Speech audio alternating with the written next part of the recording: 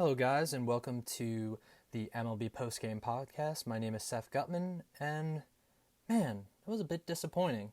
Was expecting the first round of the playoffs to be a little bit more exciting, a little bit more close, a little bit more entertaining, and instead we got 4 sweeps. We don't get baseball for 2 more days, no game 3s, and honestly, very little games in doubt. Really, the only series that was ever in doubt were the Brewers Diamondbacks. The Brewers are the only team, I believe, that led a game and didn't win.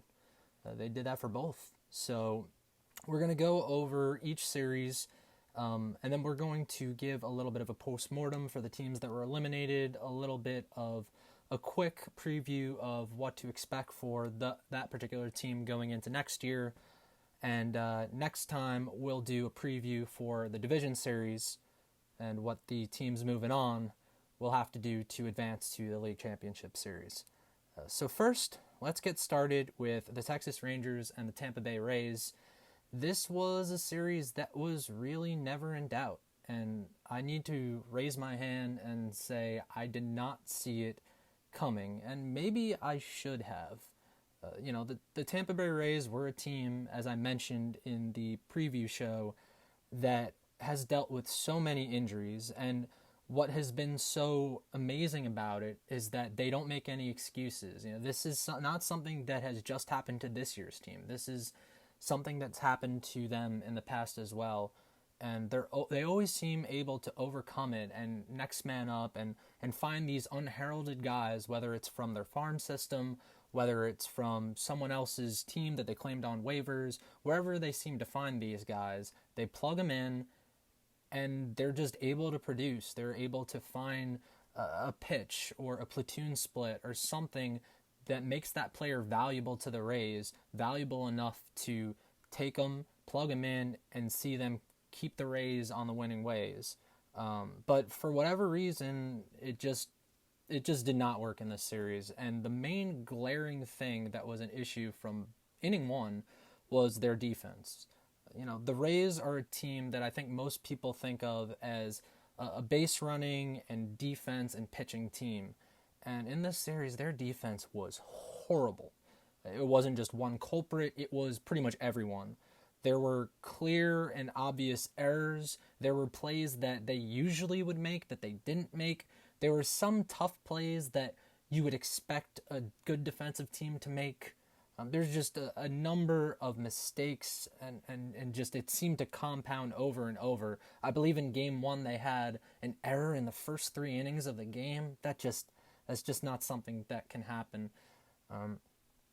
And when you're playing a team like Texas, a team that's so potent, that's so offensively deadly, you give them extra outs and it's just going to kill you. It's just absolutely going to break your back. And then you compound it with your offense not scoring at all, right? They hadn't scored in 30-something innings until they finally got on the board late in Game 2.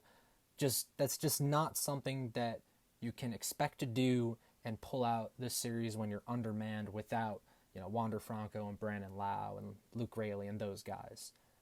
The Rays, you don't want to make rash judgments based on the postseason, because at the end of the day, this is a team that won 99 games. They're clearly doing something right. But, if it's one of those things where you think if they were able to keep their top line starting pitching healthy, if they were able to keep McClanahan healthy and Rasmussen and Jeffrey Springs and Jason Adam in the back end of the bullpen, if those guys were able to stay healthy for them all the way through, what would have been different? Could they have caught Baltimore? I think it's a distinct possibility that they would have ran away with the division. Not to say that the Orioles wouldn't have made it a race, but that's just how good the Rays rotation was. If they were at full strength and they had those guys, it would have been a very tough team to beat. But, and I guess it really is one of those things where you can't guess what the butterfly effect would be. But the bottom line is they didn't hit. No matter what they did on defense, they just didn't score enough runs. And I got to tip my hat here to Texas. I knew that Jordan Montgomery was going to pitch his butt off because he's had a great year and he's a competitor and he's not intimidated. But what he did in Game 1 was remarkable. Just a fantastic outing. And what I think Tampa really did wrong in that first game, and it was definitely not something that should have been a surprise to them. They were going out there and they were swinging at the first pitch. They were making quick outs against Jordan Montgomery to the point where it's like the fifth inning and he's at practically 10 pitches per inning. That's not something you can do against a team has such a weak and vulnerable bullpen. Your number one objective is, number one, keep our team in the game, right? If we're not going to mash and score 7 runs, we need to play great defense, we need to pitch our butt off, and we need to knock the starter out of the game so we can get to their weakness. And the Rays went in with an approach of, we're going to swing early in the count. We think that's going to be our best strategy to put runs on the board. And it became a double whammy because Jordan Montgomery went 7 innings. And I guess if the game was a little bit more out of hand, more in doubt, maybe Bruce Bochy would have gone to Jordan Montgomery to start the 8th inning. He was only at 93 pitches. So I think that was a really bad design by Kevin Cash of a game plan. You need to go in there and you need to be, working the count, at least making Jordan Montgomery sweat. And that was really a bad decision by them game plan wise. And then Game 2, Nathan Eovaldi, who I was much more concerned about, especially because he didn't look great since he returned. But he's still a very good starting pitcher, one who had a great run in the postseason with the Red Sox, has done it before, and wasn't going to be intimidated by the moment. That was obvious. I just wasn't sure physically if he would be able to go out there and do what he needed to do to win the game. And no, he was great. The one thing he was doing that, Jordan Montgomery was able to do it, although I thought maybe with Montgomery it was more the Rays were just swinging at the pitches. Eovaldi was just attacking. That's always how he's been, but he was attacking, getting ahead with that first pitch strike, and then he was getting the Rays to chase to strike him out. And that was impressive, man. He pitched them all the way into the 7th inning before he got into a little bit of trouble and they took him out. But yeah, the Rays were unable to get the Rangers starting pitching uncomfortable. They were unable to obviously scratch anything on the board. But most importantly, they didn't get them out of the game. The Rangers were able to go to the bullpen for only the last 2 innings, and one batter in Game 2. In the 7th inning. But that's just not good enough. 1 run in 2 games is obviously not good enough. And now for Tampa Bay, looking forward, you have to think, they're still a very young team. They have all these young prospects that we talked about in the preview, and those guys are going to be given a chance. Some of them might start in AAA to start next year. But they'll be given a chance, especially with the way the Tampa Bay operates. They might trade some of these veterans to reload the farm system. That seems like something they always do. They're always staying one step ahead and trade, knowing when the best time is to trade a piece and knowing the right pieces to hold on to. They're such a smart organization when it comes to that. So next year, I'm sure Curtis Mead, I'm sure Caminero, who, he got rushed up to begin with. I think that was more of a contingency plan because Brandon Lau went down, and they were just so undermanned there with Wander Franco as well, where they just wanted to have the body. I don't know if he's going to start next year in the big leagues, but it definitely seems like he's not far away. And, for someone who is that young, that is very exciting. I don't really want to get into the Wander Franco stuff, but, it seems like most likely probably can't count on him to be a part of the Rays team next year. And that's a big hole. He was a great player for them, a great young player. And that wasn't something that they were easily able to replace. Taylor Walls is a fine defensive player, but he's never been that intimidating with his bat. And then it comes to, how good are you offensively, and are you sacrificing too much offense for defense?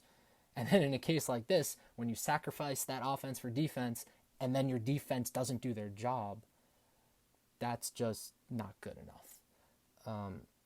But yeah, pitching-wise, they're still going to be the Tampa Bay Rays. They're going to pitch their butt off. They're going to do well when it comes to that. But the one thing you can expect is they're not going to go out there and they're not going to add major substantial pieces, whether it's in free agency, whether it's in a trade. That's just not how the Rays operate. Sometimes they will do something a little bit outlandish, like I mentioned, where they'll trade a player maybe a year before you would expect them to trade them, but don't expect them to go out there and add a marquee player, whether that's trade or free agency. But they'll probably do something. The Rays always are thinking outside the box, so they're not going to sit on their hands. But more than likely, any solutions to their problems would come from within. So yeah, good for Texas. I do want to mention, obviously some of these, young players for the Rays seem to be intimidated by the moment. The one guy I need to shout out who was clearly not intimidated by the moment was Evan Carter. What a spectacular series for that young kid. He's only been in the show for around a month, and you cannot tell just watching him. Just such a patient approach at the plate where he drew a bunch of walks. He hit what I thought was the nail in the coffin with that home run today. He made a spectacular diving catch in Game 1. That kid looks like the real deal, and I'm very excited to see how he does going forward, not just in Baltimore, but in the future as well. So yeah, Texas, great series by them. Their offense did what they needed to do, but more than anything, they got two great starts from both Eovaldi and Jordan Montgomery, and we'll see what they do in Baltimore. I think it's going to be an interesting series, not one that really has a clear favorite. I think both teams have their flaws and both teams have their strengths. And we'll get into that in the next show. I'm very excited by that series, and I think it'll be a lot of fun to watch. Which game are we going to go to next? I guess we can go to the other series in the American League, talk a little bit about Minnesota and Toronto. First off, so happy for the fans in Minnesota. What a cool scene. It seemed like those fans were so into it, so happy. And they absolutely deserved a moment like this after 18 straight games that they lost in the postseason. Since 2004 was the last time that they won a game. 2002, the last time they won a series. But yeah, it was a great thing to finally see them get over the hump. And starting pitching there, once again, really was the story. We knew going in, and the reason why I've said for a couple months that Minnesota was going to have a shot to win in these short series is because their starting rotation is just as good as anyone in baseball.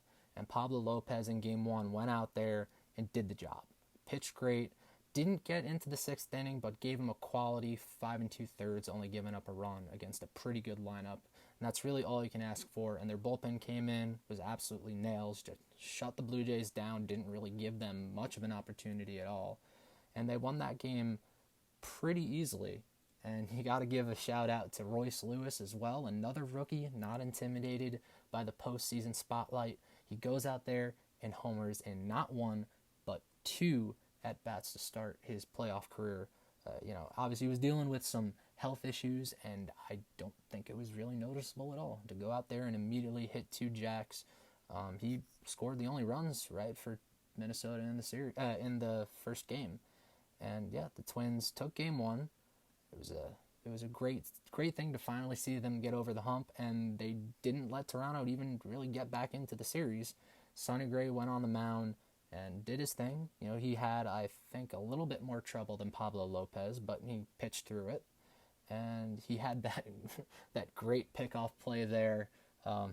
We'll get a little bit more in depth on Toronto's struggles, but that pickoff play, I heard the post-game presser, and he said that Carlos Correa actually told him in, I think it was the first or second inning, that he could tell that the base runners could not hear the third base coach when they needed to run back to the base because the crowd was so loud. So he told them, at some point during this game, we're going to put on a pickoff play where I sneak behind them and we can go and try to take them off the bases there and pick them off.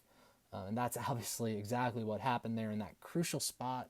We got two runners on, Bo Bichette at the plate, and Vlad Guerrero gets picked off. Just a brutal mistake. You don't want to make excuses. It could be loud. That might be an excuse you can make. But in that situation, you can't be picked off. That was essentially the season right there for Toronto. But yeah, we'll get to them again in a second. The bullpen once again did a fantastic job. Duran struck out the side there to lock it down. I thought Brock Stewart looked great, and it's great that they have him back because he was so good for them there earlier in the season.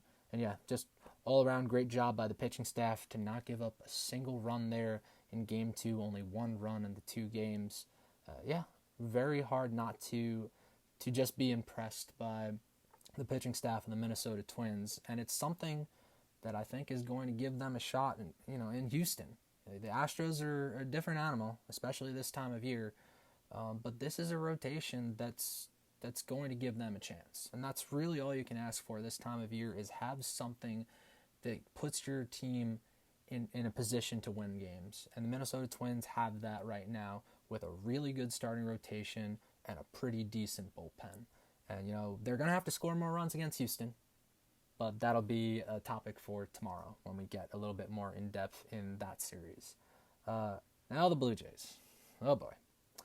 So as we've talked about all year long, runners in scoring position has been an issue for the Blue Jays. A historically bad team with ducks on the pond.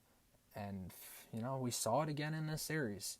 They didn't have as many base runners on in Game 1 as they did today in Game 2. But, man, they just, for whatever reason, can't get the big hit. Now, it's funny because if Matt Chapman's hit down the left field line lands fair instead of foul, which obviously was a few inches from doing that, then we're talking maybe a completely different game. Toronto might have won this game 3-2, and we're going to Game 3, and who the heck knows what happens, right? But baseball is like that sometimes. Sometimes things can just snowball, and Toronto just could not get the big hit all year long. And now it's 7 straight, I believe it is, postseason losses in a row for this team. Last year was a big disappointment against Seattle. This year against Minnesota. Going forward here for the Blue Jays, I think you're going to see some more changes. I know they already made some of those changes this past offseason where they said we need to get more athletic and defensive and a little bit more left-handed. And that's why they traded away Teoscar Hernandez. That's why they traded away Lourdes Gurriel Jr. And that's why they acquired guys like Varsho and Kiermaier and Brandon Belt. I do think they need to get a little bit more impactful bats from the left-handed side. I mean, it's the same thing I talk about all the time with the Yankees. They're just too reliant on right-handed hitters. And when you get to the postseason, you're going to see a lot of really good right-handed pitching. And the Blue Jays just 2 years in a row have had to deal with that reality. If they had, a Corey Seager or, that left-handed presence out there that could really keep the right-handed pitchers honest and break up the righties a little bit, then yeah, that would be a great thing for them. And not to say that Vlad and Bichette and Springer aren't capable against right-handed pitching. Obviously they are. But it'd be nice to have that complement that absolutely mashes that type of pitcher. That's all I would say. I think they really need to go into this offseason and look around the landscape and see, can we trade for that guy? Is that guy available in free agency? That's something that they're really going to need to look into. I actually forgot to bring up one of the big debated topics on Twitter, which was pulling Barrios when they did wind up pulling him in Game 2. It obviously didn't really wind up mattering because they didn't score, so I guess the pitching decisions aren't going to be the hot button topic it would have been if the game wound up snowballing for Yusei Kikuchi.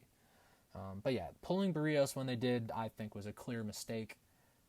It was definitely one of those things where the Blue Jays went into the game saying, we plan to go Barrios one time through the order, and then we're going to go to Kikuchi because then the Twins have to empty their bench, and then they're kind of like scrambling on their heels and using players, and then once they bring their right-handed hitters into the game and burn their lefty hitters that they had to start the game, then we go to our right-handed relievers, which they have a ton of them, and then we get the platoon advantage. That's obviously what they were thinking, and I understand that, but sometimes you need to have a little game feel, and Barrios was inducing a lot of weak contact. He was getting swings and misses, he was painting the corners, he was doing a good job, and it felt like he had the Twins really off balance. And, not to say that he couldn't have imploded, because obviously, the more times the hitter sees you, the more chances they'll probably get a hit.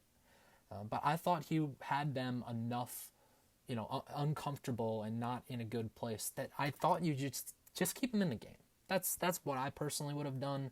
I know that managers and front offices a lot of times have influence in this decision. A lot of times they like to tinker and go out of their usual mindset when it comes to the playoffs. They think, oh, we got to be so perfect. We need to do this. We need to do that. And they just overthink it. And I think that's really all this wound up being. The Blue Jays overthought it. They tried to be too cute. They tried to be perfect. And in the grand scheme of things, it really didn't affect if they would have won or lost this game, because they didn't score at all. But I definitely don't love that thought process that they had. And I agree with the people online, and Michael Kay on the broadcast as well was harping on it. I don't think that was the right move to make at all. But yeah, the Blue Jays are not going anywhere. I'm sure they'll still be plenty competitive next year. They have too much talent on this roster. But they definitely need to get a little bit more left-handed and just figure out a way to, I don't know if there's a way to really mentally prepare yourself for runners in scoring position, or if it's something that's just inherently lucky, or one year you're good at it, one year you're bad at it. I don't know. Maybe it's put the ball in play. Maybe it's you need to stop trying to pull the ball and drive the ball in certain situations. Maybe you need to choke up. There's a lot of things that they could look into, but the grand scheme of things, they just need to find a way to get the job done.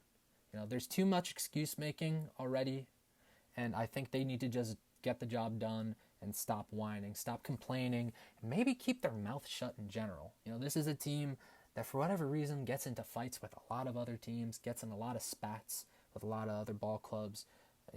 As talented as Vlad Guerrero Jr. is, sometimes you just wish he would go out there and play baseball and not worry about, yapping and talking smack to the opposition. That's just what I would say. But yeah, obviously it'll be another disappointing offseason for the Blue Jays. I expect a handful of changes there. If they were to make a rash trade, I would not be surprised.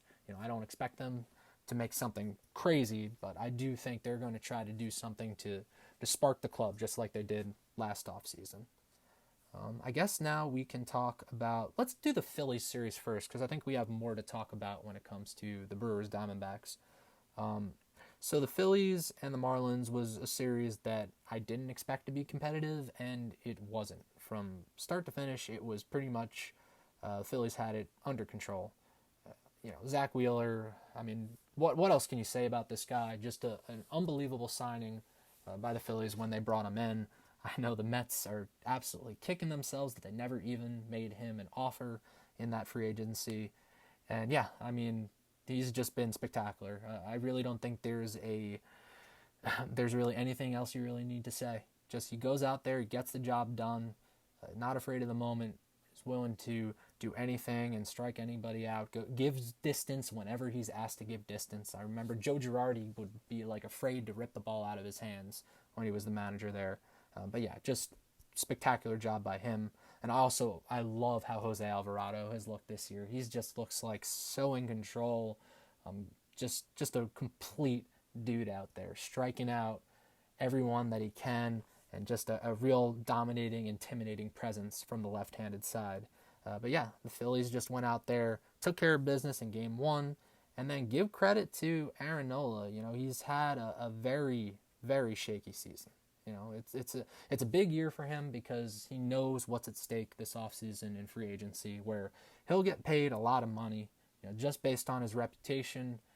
And there's really not a lot of starting pitching out there. So just based on the quantity and the lack thereof of quantity, he's going to get a lot of money, whether it's from the Phillies or someone else. But yeah, he went out there today and just like Wheeler, just got the job done. Barely had to break a sweat. There was really very little traffic on the bases. And yeah, 7 shutout innings for Aaron Nola, considering how he had fared not only just against the Marlins this year, but just in general, and all the shaky starts he had. To see him go out there to start the postseason run with a beautiful 7 shutout innings, you couldn't be any happier if you're a Phillies fan to see your 2 starters go out there and get the job done. And yeah, offensively, this was a real explosion for them today. They got homers from both Stott, who hit the exclamation point grand slam, and Real Muto against his former squad hit a big home run as well. But yeah, it was a series that was never in doubt. Even when it was a little bit tighter, I think it was like 3-1 in the 8th inning in Game 1, I never really thought that the Marlins were coming back. And yeah, the Phillies just did what they had to do, and they'll go on to play the Braves in what's going to be an unbelievably incredible, exciting, fun series. Last year it was very fun to see the Phillies go into Atlanta, get the job done, and then come home, and that crowd was rocking, and they would not be denied. And it's going to be fun to see what the Braves' response is, to see how healthy Max Fried looks and all that stuff. But once again, I don't want to get too into the weeds of the next round, as we'll get into that next time. The Marlins, I think, and you never want to say you're just happy to be there, because you never know how many cracks you're going to get. But the Marlins were never going to go far in the postseason this year. They only won 84 games in the regular season. They just didn't have enough starting pitching depth.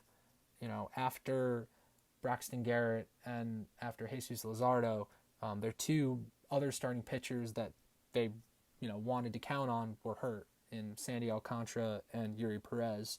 So even if they did make it to a Game 3 somehow, they really would have had to piece that together. Probably would have had to have been an extensive bullpen game.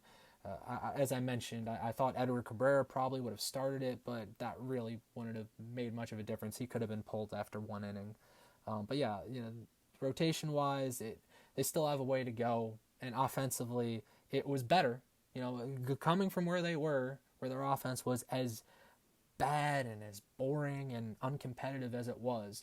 This year ending it with the batting champion in Luis Arias and a real home run threat in Jorge Soler, a very smart and shrewd pickup like Josh Bell, as well as Jake Berger, who's going to be there now under cost control for 5 years. Jazz Chisholm, who kind of had a little bit of a disappointing season, but, we still know what he's capable of if he puts it all together. They've got a lot more going for them offensively going into this offseason. And I would really like to see them go out there, and I know they're never going to make a splashy signing. That's just not what they do, in Miami. But I'd like to see them go out there and find another big bat to throw in this order to really, to build on what they have here. I don't want to see them just rest on their laurels and say, well, what we have here is good enough, let's just run it back. I want to see them go out there and make, whether it's a trade or some sort of smart signing, they don't go long-term usually. Maybe a 1-year deal where they give like a 1-year, $10 million deal or something to a bat they can throw in there. Or a trade. If they do make that trade, though, and that's obviously, it might have been the only way they were getting Arias was if they traded Pablo Lopez off their major league roster. But just imagine how much better this team would have been if they had Pablo Lopez and they were able to trade, a prospect for Arias or something. I don't know. That probably is something that wasn't a distinct possibility, and that's why they wound up trading Lopez in the first place. But I digress. I would like to see them acquire that piece either with money or by trading prospects. I don't want to see them, take another piece off of this major league roster to try to improve the team. I want to see them take, not use an asset to improve the squad. But yeah, that's definitely something that they're going to need to look into this offseason. It's still going to be a competitive division. I mean, if the Mets really get their act together, it might be even more competitive than it was this year. But yeah, they're, I think, at least going in the right direction. And if I'm a Marlins fan, if they are out there, I would be proud of this team. And I think this franchise is finally starting to have an identity. For a long time there, it kind of was just, sitting there in the wilderness where it didn't feel like the Marlins really had any direction. It wasn't like they were really building to something. The closest they came was that team that they had right before they broke it up with the ownership sale, when they had Stanton and Yelich and Ozuna and Real Muto. Like, it was a very talented offense, but unfortunately the pitching just wasn't there. Now the pitching is here, and they just got to build up the offense a little bit more. If they want to compete with the Phillies and the Braves, and I'm assuming the Mets are going to keep getting better. It might not be like full-fledged, ready to compete in 24, but in the future, once they get all these prospects they have in Double-A up to the big leagues, and then Steve Cohen will spend money. We know that. He'll probably do it this offseason. But yeah, they're going to need to find ways to continue to get better in a very competitive and tough division. And I want to see them challenge and go out there and find that piece to complement those guys that they already have at the top of the lineup. So yeah, obviously not a very interesting series, one that the Phillies had in hand the whole way. Let's get to the one series that, oh boy. So, the Milwaukee Brewers. As I mentioned, I thought they were the team that, no matter what, had to win Game 1. Out of all of the teams in this postseason field, they were the ones that it was most dire to get off to a good start in Game 1. And boy, that was such a winnable game in a million different ways. First off, Corbin Burnes is on the mound, and you give him a 3-0 lead. After Tyrone Taylor hits that 2-run home run in the second inning, I'm mentally thinking this game is over. That's just how the Brewers usually are when Corbin Burnes is on the mound. He's going to give you 6 or 7 shutout innings. They're going to go to the bullpen, and the game is over. That's just the formula for them. And to the credit of the Diamondbacks, they battled back. And they had that monster inning where Corbin Carroll, man, what a freaking rookie. That kid is unbelievable. Hit a 2-run home run, and then next batter, Ketel Marte tied it up. And then next inning, Moreno hit the go-ahead home run, and from there, that was it. But obviously, it was a little bit more complicated than that. The Brewers were putting base runners on constantly. They finished with 12 hits. They walked 4 times. They had 16 base runners in the game, and they scored 3 runs. That's just unacceptable. They stranded the bases loaded, I believe, twice. I know the big one was when they had the bases loaded and nobody out. And they momentarily tied the game with that clear not hit by pitch by Bryce Terang. I mean, he didn't even try to sell it. He was just kind of standing there, and the umpire, I guess, was just like, well, it kind of looked like it hit him. So he signaled to first base, and that was clearly coming back. But after that, he gets out, and then Tyrone Taylor gets into a full count, and it looks like the Brewers are going to at least tie the game. And he hits a sharp ball, that looks like it's just destined for the left field line. And Evan Longoria just sticks his glove up in the air, leaps, and makes an unbelievable catch. Just an incredible, game-changing, season-saving, series-winning, if we're being honest, catch. And then doubles off Willy Adames at second base. And from there, it was pretty much over. And just to add insult to injury, the Brewers brought their closer into the game, and Devin Williams was horrible, did not look good at all. Goes in there and gives up 2 runs, walks 3, just doesn't look in sync at all. And the Diamondbacks put that game away and win Game 1. And then again today, the Brewers once again get ahead, 2 runs in the first inning against Zach Gallen, and they can't put it away. Diamondbacks storm back, have a 4-run 6th inning, and that was that. Brewers threatened again. I believe they had the bases loaded again, I want to say in the 8th inning. Let me just double check here. Yes, they had the bases loaded, 1 out in the 8th inning, and didn't get the run home. I was a little surprised, and this is going so in-depth here, and this probably doesn't matter. I doubt he would have gotten the job done. But I was a little surprised that when the Diamondbacks brought in the lefty there, Sal Frank, that Craig Counsell didn't pinch hit Weimer for Frelick. I figured in that situation, don't worry about defense, don't worry about anything. Let's just get someone who can actually hit a lefty in the most crucial run-scoring opportunity in the series, really. I mean, you're fighting for your life there. And Frelick grounded out to the pitcher, and then Adames grounded out, and that was that. They didn't score again. Stranded the bases loaded for the 3rd time in the series. And the Brewers had their chances, man. They had their opportunities, and they didn't get it done. It's really as simple as that. You go into Game 1 where you're facing a rookie, and you get him on the ropes. You do knock him out, but you let the Diamondbacks bullpen just bully you. I mean, the Diamondbacks bullpen is not good. They've had a very tough time finding anybody in there to get the job done, and they don't allow a single run. They don't allow a single run, and they have to be in the game from the 3rd inning on. That is just inexplicable. I know the Brewers' offense is not good.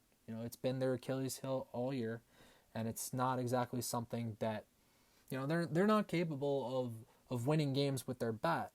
But these weren't like incredibly high-scoring games. Now, by the end of it, the Diamondbacks blew it open, especially in Game 1 against Devin Williams, and maybe he would have blown it anyway. I don't know. But yeah, the Brewers just didn't get the job done. And this was a series that really was there for the taking. Like I said, they were the only team that had the lead in any of these games. They had a lead in both of them, and they lost both. And when the Brewers have a lead, you usually expect them to keep it. And that's tough. I think there's going to be more changes. Obviously, there's a lot of talk about Craig Counsell joining former Brewers GM David Stearns in Flushing with the Mets. We'll see if that comes to fruition shortly. And then that'll obviously mean there'll be plenty of changes there. If there's going to be a change in manager, the coaching staff will probably see some heavy shuffling as well. And yeah, I don't know where the Brewers go from here. This is not a team, another one of these, that's going to spend a lot of money, but they definitely have a lot of work to do. They do have a lot of good pitching that's still under contract, and that'll be good for them. But offensively, they've got to get better. It's not really a question at all. This is a team that could barely scratch out 2 runs in a game, and that's just unacceptable, especially when you have a pitching staff that is this ready to compete for anything.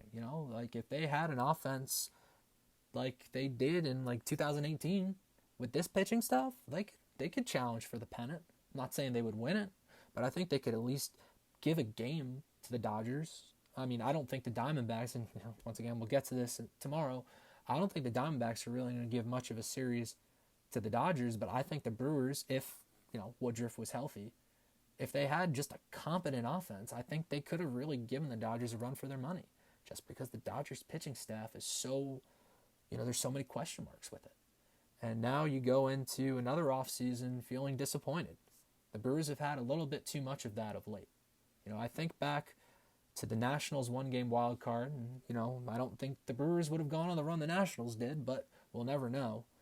Think back about some of these missed opportunities, and you feel bad about that 2018 team that came so close to winning the pennant and going up against the Red Sox in the World Series. And you don't want to see this window get slammed shut, but Corbin Burns and Brandon Woodruff probably are going to be out of the Brewers' price range soon. And unfortunately, just knowing how they operate, it would not be a surprise to see them dangled on the trade market. So yeah, it feels bad. Feels bad how this series ended for the Brewers, and I don't know exactly what the future is going to hold for them. But for Arizona, give them a lot of credit. I still am not that particularly impressed by this team, but they do have some really impressive pieces, like Corbin Carroll. You cannot say enough about that kid. He from the day he got called up, it just became pretty clear this kid is wise above his years. He plays this game so smart. He obviously has all the physical gifts, but he's beyond that. His baseball IQ is just incredible. There are not enough adjectives to describe what that kid brings to the table, and he's going to be a mainstay in the major leagues, and for Arizona fans, hopefully with Arizona for many years to come. So give him all the credit in the world.